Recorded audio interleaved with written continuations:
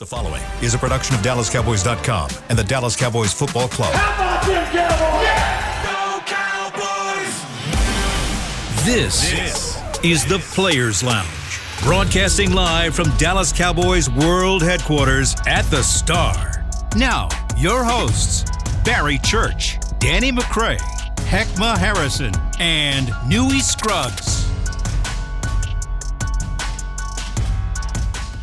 It's a hump day on the Players Lounge here at the headquarters of none other than the Dallas Cowboys. This is the Players Lounge, and you're now rocking with the best. I'm Hek'ma Harrison, and you know the guy, the national championship winner. Did you win a state championship? I did. I lost in the state championship, and ironically, I lost to Tyler Lee in the state championship.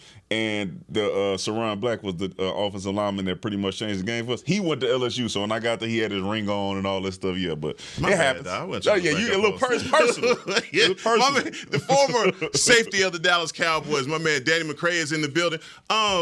So basically, we got abandoned. Yeah, listen, when people get booked, and they get busy. That's what happens, man. It's all good. It's all good. We got an incredible show. We got we're gonna talk ball. We got a lot of stuff to get into. We're gonna break down this Rams. We're going Rams defense, Cowboys offense. So I know my man D-Mac been in the film room checking out the Rams offense, but. Look, man, the Rams defense. But, man, like we start all the time, man, I want to know what's good with you. How's your day going? What's happening with you? What's on your mind?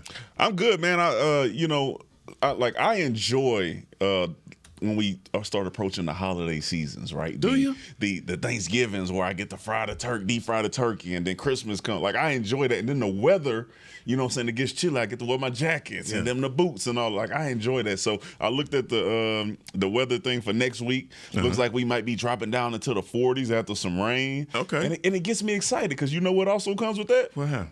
Gumbo. You know what I'm saying? So I got some roux ready. So I'm doing good, dog. Why you doing good? You know you're not talking my language. Well, look at I make some vegetable gumbo, dog. Make me some vegetable gumbo, little okra. Throw that okra in there, little Old Bay in. Just let me imagine that it's a crab leg in there. Well, it's cold, man. This is the hardest time of the year for me because you think about all the things I grew up traditionally eating. They don't have nothing for me, man. They don't have nothing for me. I'm the guy to show up with his own dishes. Hey, stay out of that aisle in the grocery store where it's the chicken, but it's CHICK''N. That's me. Don't bring that to the cookout now. Don't nobody want my Impossible burgers. We don't want it. Impossible is impossible for a reason. Exactly. All right? Exactly. Well, you know what, man? As you bring all of that up, man, the holiday season, man, and all the food that's going to be cooked, it's going to be some stuff that's missing some ingredients, and we need to talk about the ingredients of this Dallas Cowboys football team, man. This is a lot of things approaching, man, but this is a very important game, as we talked about yesterday. Another NFC, what you call the NFC West Invitational. Goodness. This is another team from the NFC West that we got to get this one. And every week you got to get it. But when you look at this Cowboys offense versus the Rams defense, what are some of the challenges matchups-wise? What are you looking for in this game so far on tape from the offense? Man, the unfortunate part about it is because since our wide receiver group has not been as effective as we had hoped,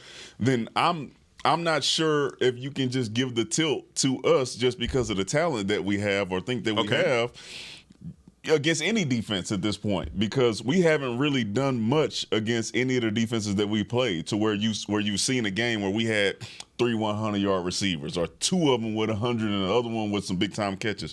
Right. We haven't seen that happen. So when I'm starting to look at how do our teams go up against or compare against other squads in the league, when I look at our receiver group, it's hard for me to put them above any other secondary just because we haven't really seen that type of production. So, yeah, CeeDee Lamb, every other game or so, you might see him with 100 yards. But as far as like, hey, man, that's the dominant force, we haven't seen that yet. So when I'm looking at the Rams, I'm like, yeah, their secondary doesn't look how it used to look, especially when they went to the Super Bowl. But our receiving core hasn't produced to make them fear us either. So they're looking at us saying, all right, well, they ain't put up no numbers. Look at the stats, guys. All right, this should be a group that we should be able to be productive against. So when you're looking at the Rams defense, to me, I think that's kind of a toss-up. Aaron Donald is the guy. Yeah. Like the difference maker on the squad, especially with our offensive line who hasn't really played together much this season. Like that, like where are they going to put Aaron Donald? How effective is he going to be? Can you stop him? If you stop him, then you have a chance. If you don't, we know that he can wreck the game. But let's stay right there with the wide receiver group, all right? Because this is a group that when coming into the season, the pickup of Brandon Cooks, you were excited about that pickup. You thought that would be the difference. You look now over on the other side for the Rams. Their secondary is Darion Kendricks, Jordan Fuller, Rush Yeast, and Kobe Durant. I know. And I get what you're saying. I get what you're saying. It's not that they are juggernauts by any means, but you're looking at yourself and you being realistic with yourself. Like, yeah, when I look at us, I don't see no juggernauts because we haven't produced to this point. But when you come up against a group like this, do you say to yourself, okay, wide receivers, this is it? If you can't get it right here because they don't have no names out here that you would necessarily even be intimidated by. I mean, you usually would, right? But you would say that when you go play against Arizona. True. Like when you go out west and you play against Arizona, you say, hey, man, this one of them stats games, okay? We need to make sure that we get our stats up.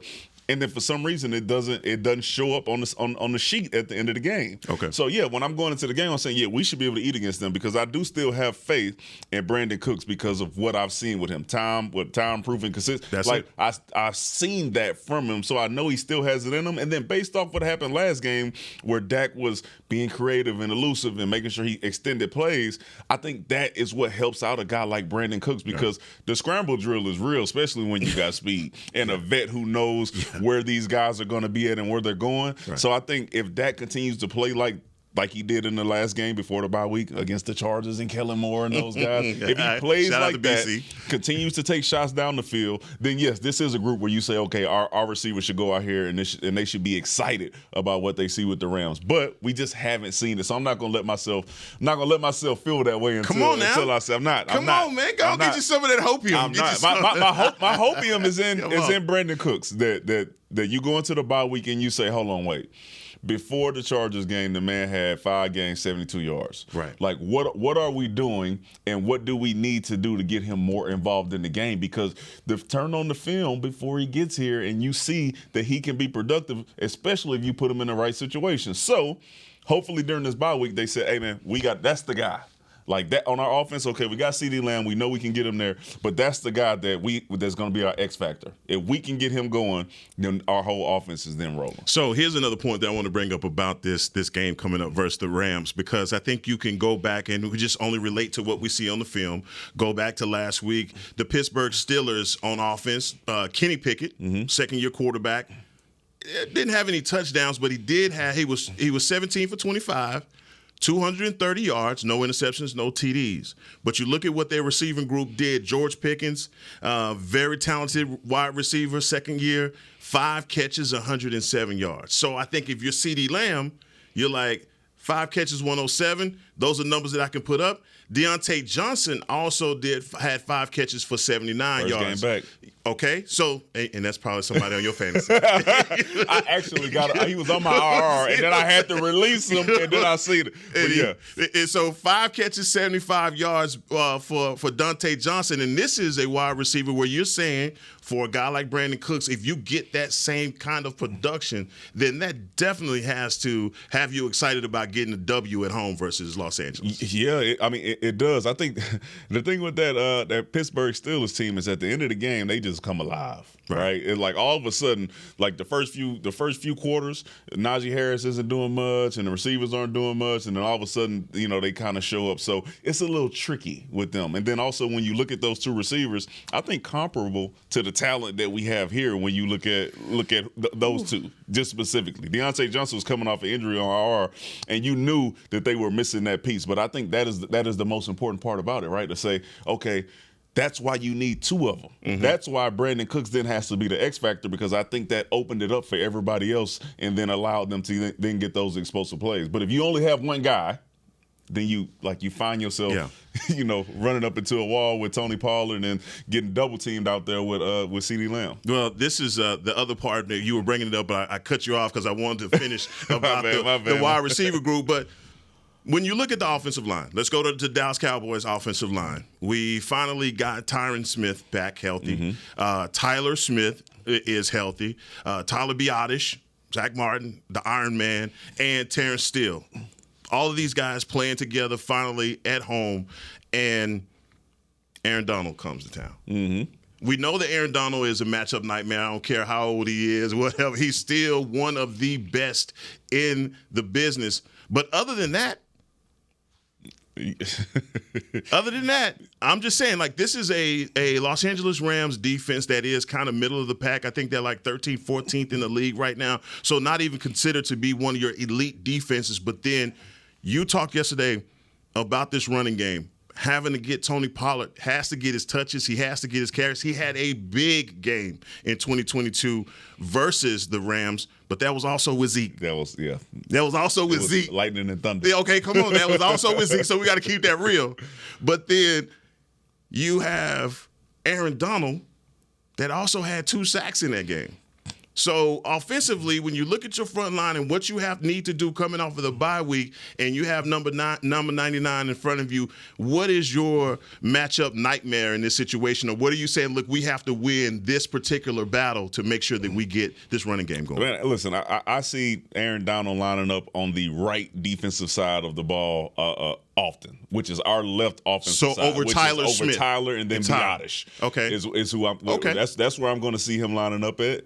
And that's where you got to make some noise. Some double teams, you might have to trap him, but you got to figure out a way to disrupt him and make sure he doesn't wreck your game. I think the tricky thing about our offensive line is also, okay, they haven't played together much, right? Yeah, These 5, right? But you're looking at it and you're saying, okay, we got our best 5 offensive linemen together playing, coming off a bye week, healthy, everything should be good. But some of our best games so far this season was when they weren't playing together. Exactly. So right, when Chumi Doga was in. So the same thing of when last year when we were talking about Mike McCarthy, now it's your turn to call plays, so then it's all on you. We'll figure out how good you are calling plays. Same thing with our offensive line. We've been saying how good we believe we can be with our full offensive line together and healthy. Right. Now we'll get to see that, because the truth of the matter is we have no idea. No, we don't know.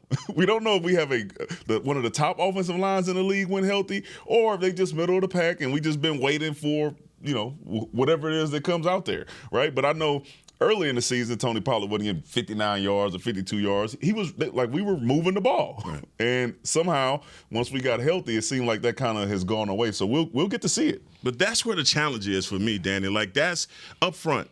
They have to take this particular matchup personal, because Aaron Donald is going to line up over Tyler Smith, and that's where he had those 2 sacks. It was on Tyler at the end.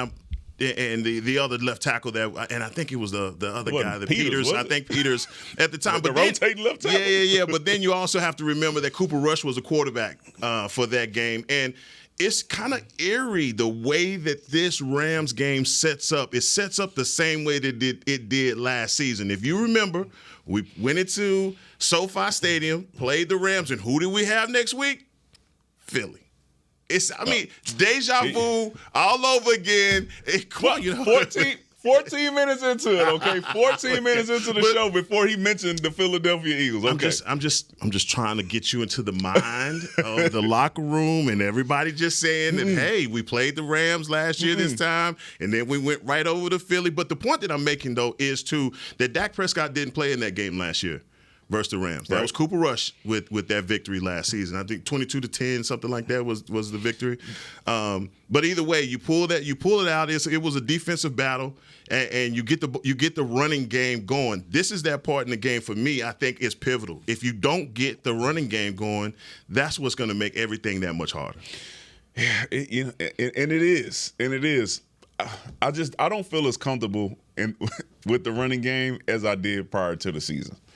And I think, everybody want to Zeke this, Zeke that. I don't think it's specifically Zeke, but I think it is specifically having that 1-2 punch and being able to have a guy who on 3rd and short will make sure he gets those tough yards, beat up the defense. So then when Tony Pollard comes in, they're a little bit slower, right. They're a little bit more confused, they're thinking a little bit more, and then those explosive plays happen. But I think without Zeke being here, we haven't been able to see that. That's why, to me, the more onus is the second part of our running game is Dak Prescott. So the power component to your running game. The power component. Is gone. Or any other component opposite of what Tony Pollard specializes in, right? Like, does the defense have anything else to think about except what are the best schemes that Tony Pollard runs the ball in?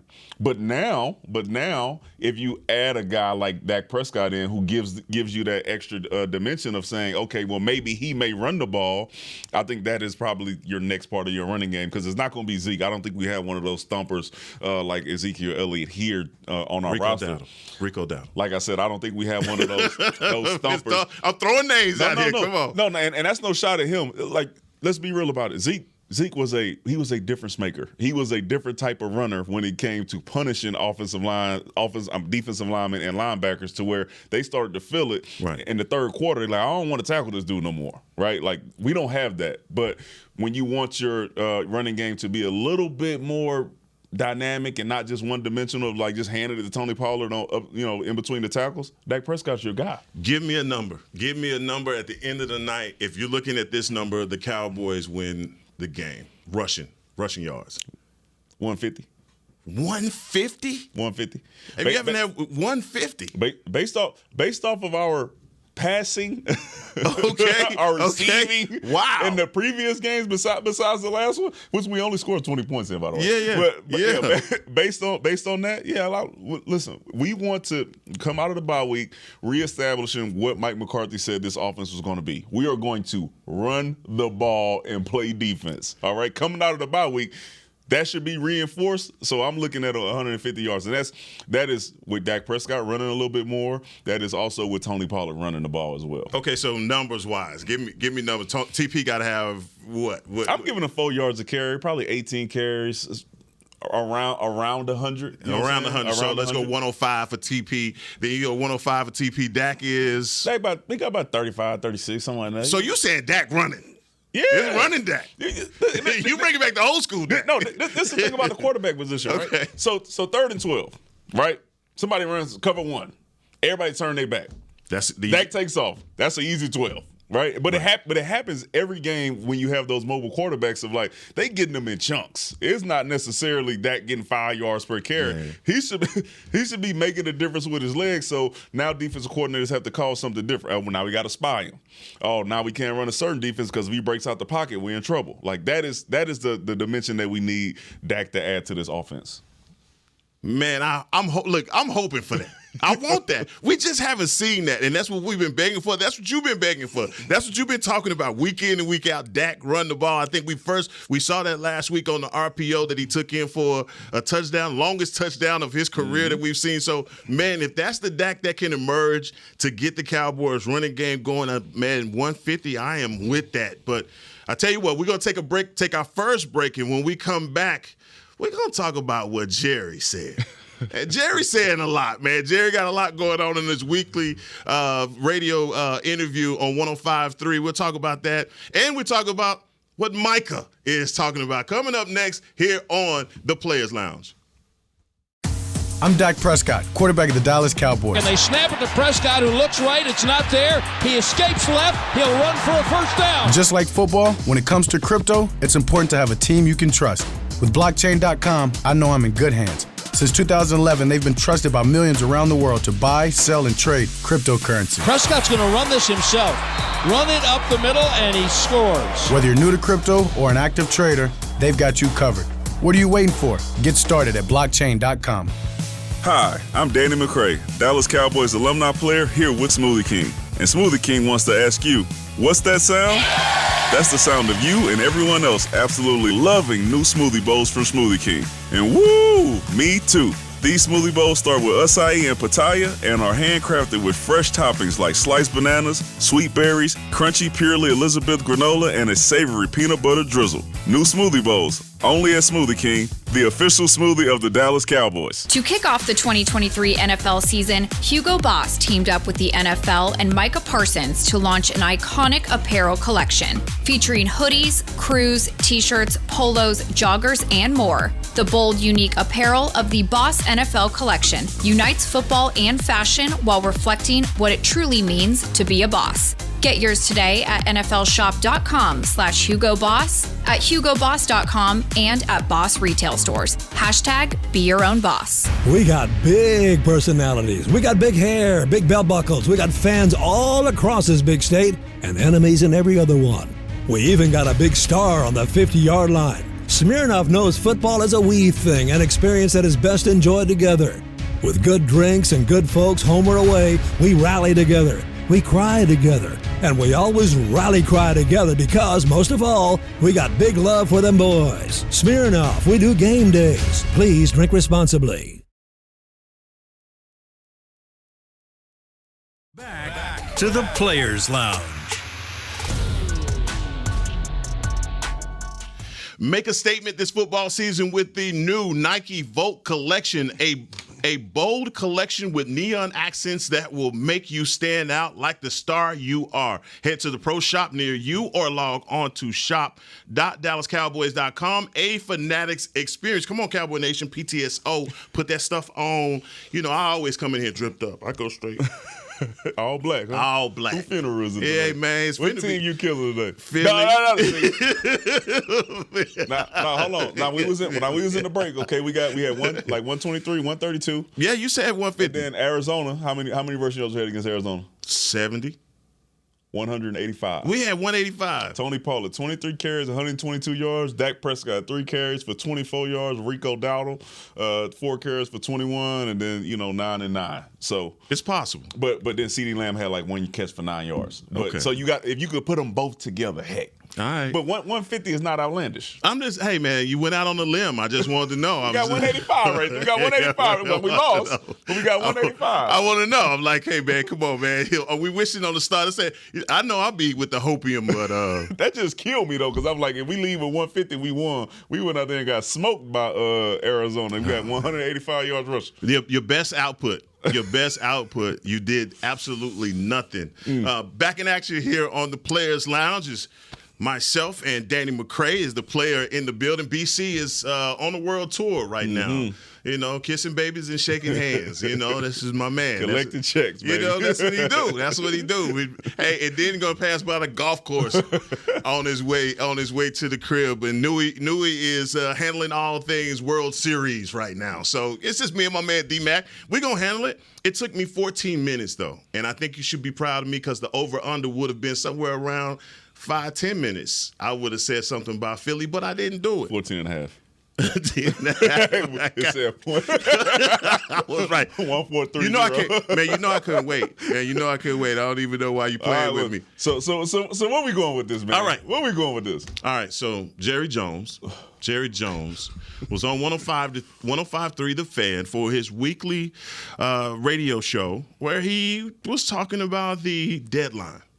And everybody's found it quite interesting, but you as a former player, I want to know what you think about this. And basically, he said, it'll have to come our way. The initiation of an opportunity to make a trade at this time that would help us principally has to start on the other end. Meaning, another team is going to have to contact him and say, hey, I think I have a wide receiver that can make you a Super Bowl contender. You want him? Listen, I respect what Jerry said in that situation, okay? Because as we talked about yesterday, if I'm looking at our roster, the two positions that I would try to upgrade if I had the opportunity to would be defensive line and linebacker. You said that yesterday. as you're going around looking at the league, does Jerry and them see anybody where it's like, okay, we really want to go out on a limb and start offering up pieces for a guy? Like, do we feel like we're that bad at the position? That was a ideal world if we have to upgrade. Do I trust in our defensive line? Yeah, I think that we have a good enough defensive line to get us to where we want to go. Could it be better? Absolutely. But I'm definitely like Jerry. I ain't going out there and asking a whole bunch of folks, hey man, hey, we looking for something. What you got for me? I'm not gonna do that. But I will, as he said, he will entertain. He'll entertain, but that lets you know how confident Jerry is in his current squad. All right, I'm not talking. Okay, so you know, boy, you good. You good. You see what he just did? You know, because you know what I know, Danny. You don't feel like that because you watch too much football and you're looking at the. He also said that, and I'm paraphrasing, basically. He wouldn't put himself in the Philadelphia Eagles or San Francisco 49er conversation, but he's like, we are in the top echelon. Yeah, that's what happens when you get beat by San Francisco like that. Okay, now, is that an admission that we are not on the same caliber as a Philly? I mean, because one way or another, you're gonna have to deal with a team like that. Yeah, I don't think he meant talent-wise, though. I think he meant like right now, our team is not clicking on all cylinders like those teams were, especially San Francisco when they played us. Okay. But then we've seen what's happened to San Francisco, and I bet at that point he's like, yeah, look at them, they lost 2 straight. Not us. But I think he's just talking about where we are as a team right now, not necessarily what pieces we have, because they did make some trades in the offseason. Okay, you got Stephon Gilmore, you got Brandon Cooks. It's not like they haven't done anything. But unless that guy becomes available, yeah, they're not itching to do nothing. Well, you just think about our current defensive line. I don't think it's an issue. Health-wise, at our linebacker position is where it's an issue. Where you kind of hold your breath because you have no idea. Like one more injury, and then you trying to figure out where you're going. But you can't name anybody, but who are you going to reach out to a team about? Okay, so what are you willing to give up? Right. No, I get it. But I guess what I'm asking you, as a guy that's been in an NFL locker room that has played against the opposition, you've been out there, and right now this team is thinking, man, we look better on paper than we actually do on the field, or we still got some more bonding, some more gelling to do. Are you, as a general manager and owner of a team, saying, all right, I've gotten an opportunity after 8 weeks to see what's in the NFL and what's in the NFC? My team is missing this. Because you can't look at this team right now, all 53, and say, all right, this roster can take us all the way to Las Vegas. I'm telling. Listen, and I'm being honest with you, bro. I think just based off what has been happening in the league, okay, you go into San Francisco and you get embarrassed, right?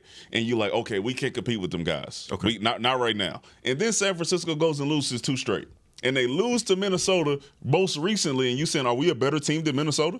Okay. Do you believe we have, especially without Justin Jefferson, do we have more than Minnesota has? Yes. Without? So that gives you the opportunity to say, okay, let's chalk this up to, all right, they were the better team that day.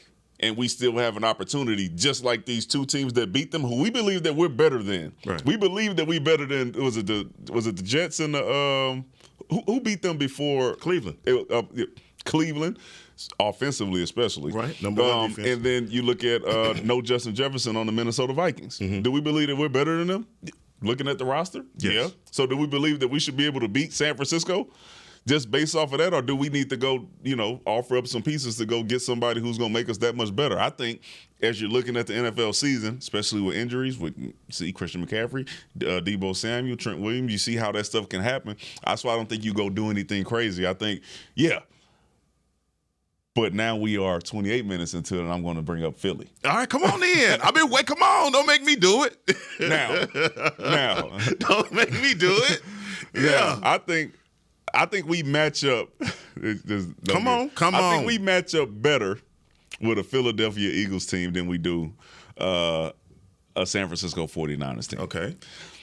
I think that scheme that Shanahan ran against us, especially with some young guys out there with the pulling guards and the misdirection and stuff, I think that was just something that, like, if we don't get that figured out and we see San Francisco again, we probably have the same result. But not many other teams run that type of scheme. And I think let me see, line on line, okay. Our healthy offensive line, like I said, we haven't really seen, but we expect them to be able to hold up against Philadelphia's defensive line. Like they're going to get some wins, we'll get some wins. Our secondary, I think we should be able to hold up just with Deron Bland, his ability to turn the ball over. Stephon Gilmore, we can say he lost a step or not, but he's still Stephon Gilmore. All right? He's not just about to go out there and get chopped up by nobody. Like, that is what I believe about a Stephon Gilmore. So I believe our defense should be able to hold up. And offensively, like I said, if we find a way to run the ball and be a little bit more creative with how we use that, get them out on the edge, extend some plays, I think we match up better with them than we do against – it's obvious, though, because we done got beat by this team 3 times in a row. Absolutely. And look, Danny, here's where I am with it. I think after 8 weeks of being able to look around at 7 weeks of football, I see some teams that are really good. Mm-hmm. And to me, Philadelphia, just with the games that they've pulled out, and it's been a really bad performance, and they won the game, I'm like, wow. Now that's how you get behind your defense, and that's how you put. Now the Jets lost. Even in that, it was a close game. They fought all the way to the end, but they lost to Zach. No. Zach. I'm not giving them no excuses. That was a horrible loss. Okay, it was Zach. Okay, you know. That was a bad loss, but also to a great defense that showed up and carried the team. I look around at this roster, and I'm just saying, like, man, San Francisco, yes, scheme to boot, defense, all the dogs that they have over there. But when I look at my team, and just a compare and contrast, I'm like, there is something that's missing from my team. Where are they missing it at? That's what I'm trying to get you to come on with. But I'm telling you, I'm okay. I'm okay with it, just based off what we expect to see when coming with a new offense and Mike McCarthy and them coming off a bye week and all that stuff. I expect the offense to be better. Okay, devil's advocate. I just expect it to be better. Devil's advocate. Okay, all right, here we go. All right, here we go. About time. All right, so you can make your wide receiver group better. Oh, hold on. I didn't know you was going there. You can make your wide receiver group better at the potential third wide receiver position. You can do something that could at least inject some separation, some speed from have no names, but you can get that.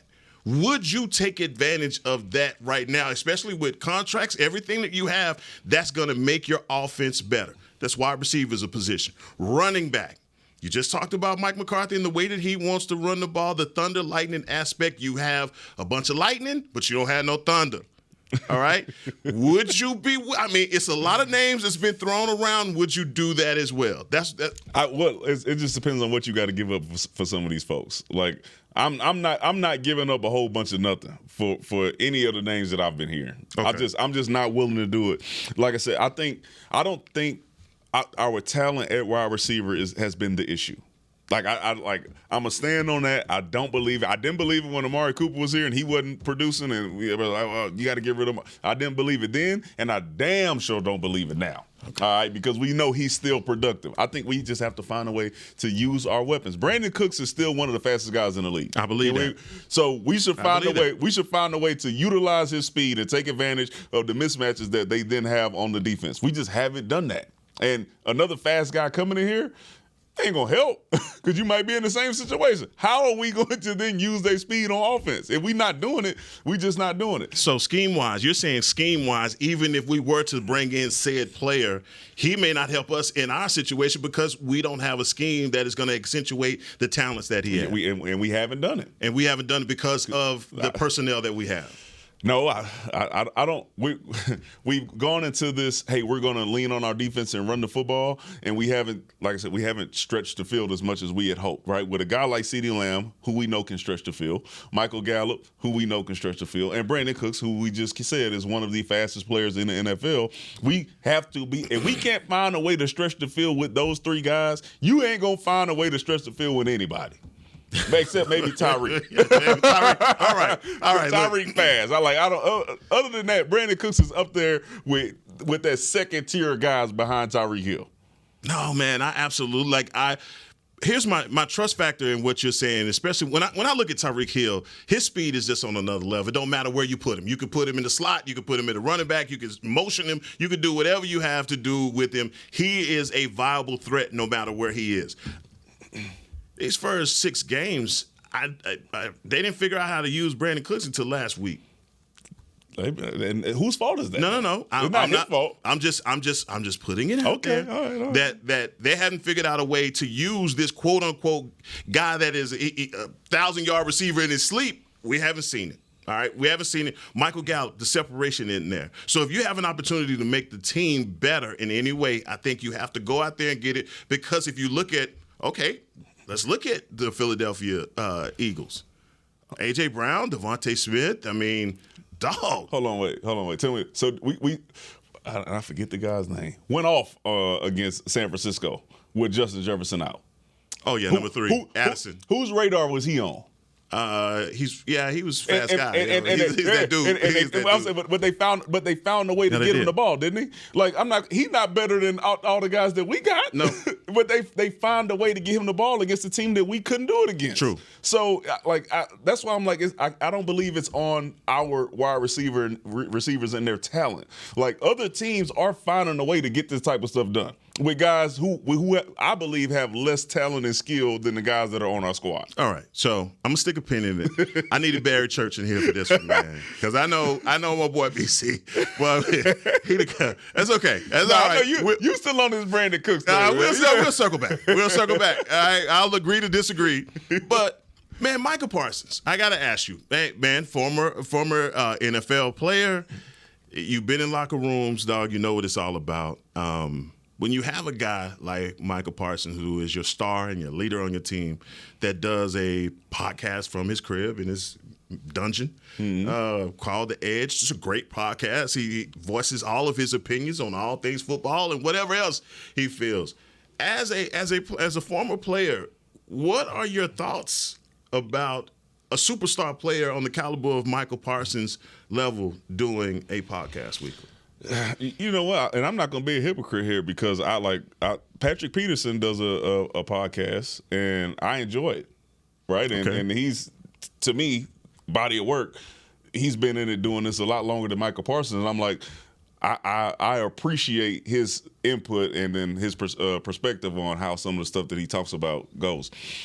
I think when you look at players and them having these podcasts, it depends on what type of attitude that player has, what type of character that player has, because then you as a coaching staff or you as teammates in the locker room, then you trust that most of the stuff, everything that they're going to say is going to be on the positive. It's not going to affect the team. It's not going to cause any. Oh, you're trusting now, right? No, I'm saying, but but you feel more positive about your superstars when they have that type of character and they have that type of maturity and all the positive things, right?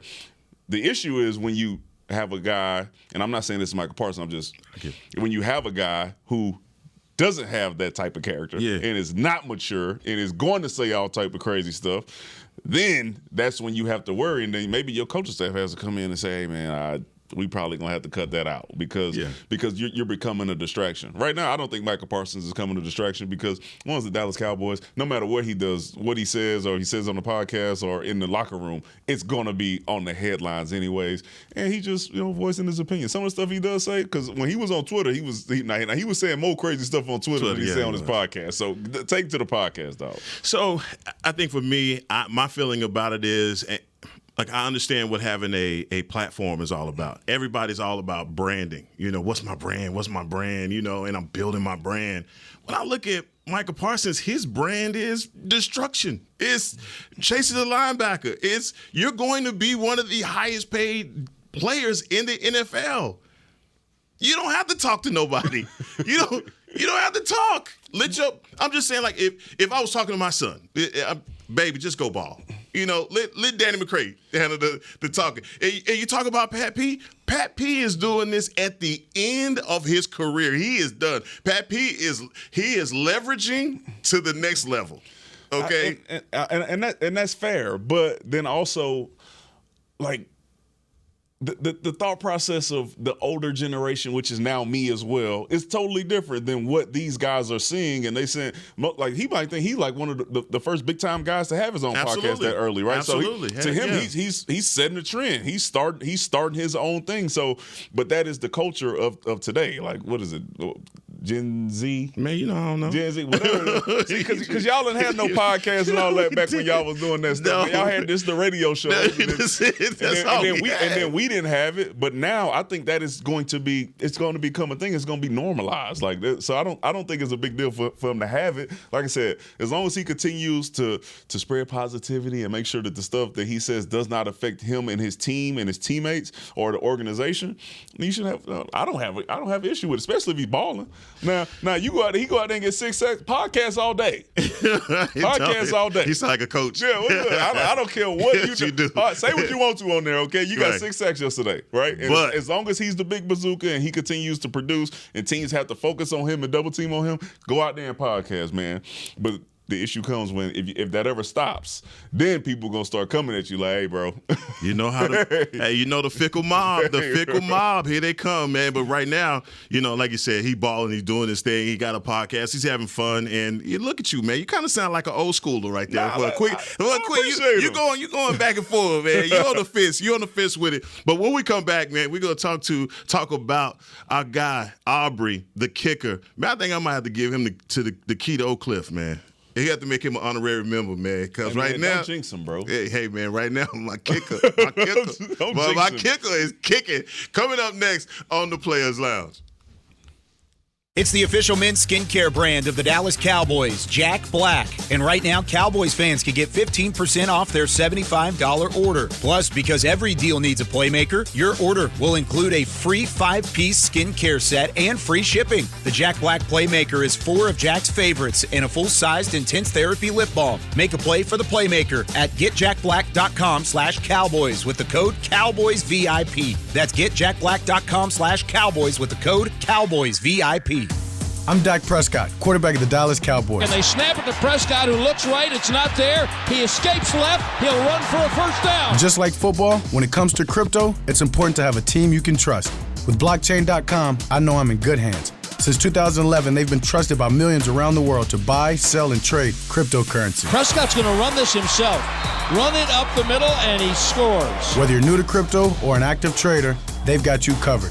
What are you waiting for? Get started at blockchain.com. To kick off the 2023 NFL season, Hugo Boss teamed up with the NFL and Micah Parsons to launch an iconic apparel collection featuring hoodies, crews, t-shirts, polos, joggers, and more. The bold, unique apparel of the Boss NFL collection unites football and fashion while reflecting what it truly means to be a boss. Get yours today at nflshop.com/HugoBoss, at HugoBoss.com, and at Boss retail stores.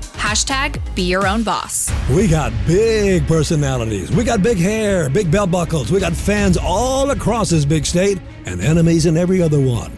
We even got a big star on the 50-yard line. Smirnoff knows football is a we thing, an experience that is best enjoyed together.